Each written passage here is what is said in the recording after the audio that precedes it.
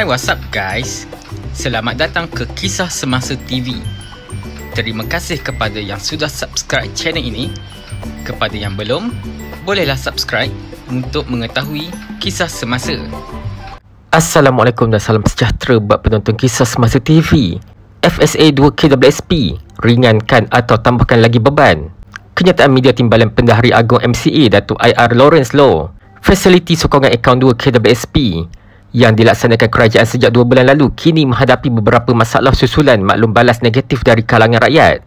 Timbalan Pendahari Agong MCA Datuk IR Lawrence Loh telah membangkitkan beberapa kebimbangan mengenai dasar tersebut dan berkata bahawa ia telah gagal menangani cabaran ekonomi rakyat dengan berkesan, sebaliknya telah menambahkan lagi beban kewangan mereka.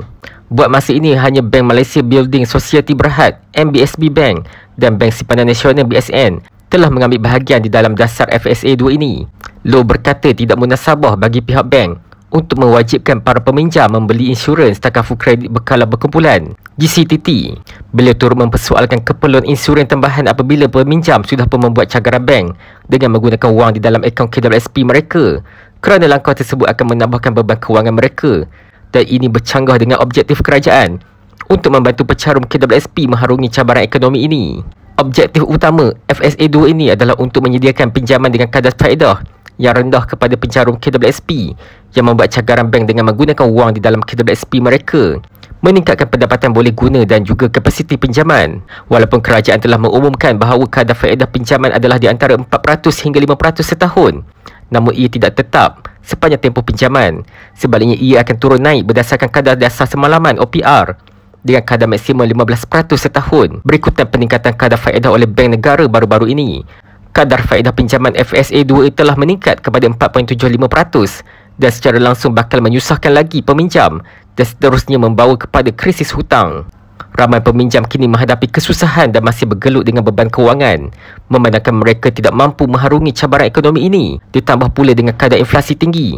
Maka ia adalah penting untuk meringankan beban mereka di samping membantu mereka menangani kesusahan ini, ujar Loh. Berkaitan kemungkinan kadar OPR bakal dinaikkan lagi untuk menangani kenaikan kadar inflasi yang mendadak, Loh menekankan bahawa para peminjam yang pada mulanya mengharapkan dasar ini mampu meringankan beban mereka, sekarang terpaksa berhadapan kos pinjaman yang lebih tinggi dan secara langsung menambahkan beban mereka. Bagi mengurangkan risiko hutang tertunggak dan untuk memastikan kemampuan jangka masa panjang KWSP, Loh mencadangkan supaya: pertama, terma pinjaman disemak semula. Kerajaan digesa mengadakan perbincangan dengan pihak bank untuk memansuhkan keperluan peminjam untuk membeli GCTT. Ini bukan sahaja mampu meringankan beban peminjam, tetapi juga membolehkan mereka menggunakan fasiliti ini untuk menangani cabaran ekonomi.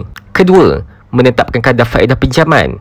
Ini penting bagi memastikan bahawa kadar faedah pinjaman di bawah program FSA 2 kekal stabil sepanjang tempoh pinjaman dan tidak dipengaruhi penyelarasan OPR. Pendekatan ini akan membantu peminjam untuk membuat perancangan pembayaran balik yang rapi, di samping mengurangkan ketidakpastian yang timbul akibat peningkatan kadar faedah. Ketiga, menyediakan kaunseling hutang yang komprehensif. Menubuhkan institusi ataupun meluaskan peranan institusi yang sedia ada untuk menyediakan perkhidmatan kaunseling yang telus, menyeluruh dan jelas mengenai hutang kepada para peminjam. Loh juga menekankan pentingnya untuk meningkatkan pendapatan, mengurangkan beban serta menguruskan perbelanjaan rakyat, terutama sekali dalam kelembapan ekonomi pada masa ini di mana kadar inflasi semakin tinggi. Kerajaan juga digesa memberi sokongan kepada rakyat untuk membantu mereka membuat penjimatan serta membuat persediaan bagi menangani cabaran masa depan. Jika anda ada sebarang pendapat, boleh tinggalkan di ruangan komen guys.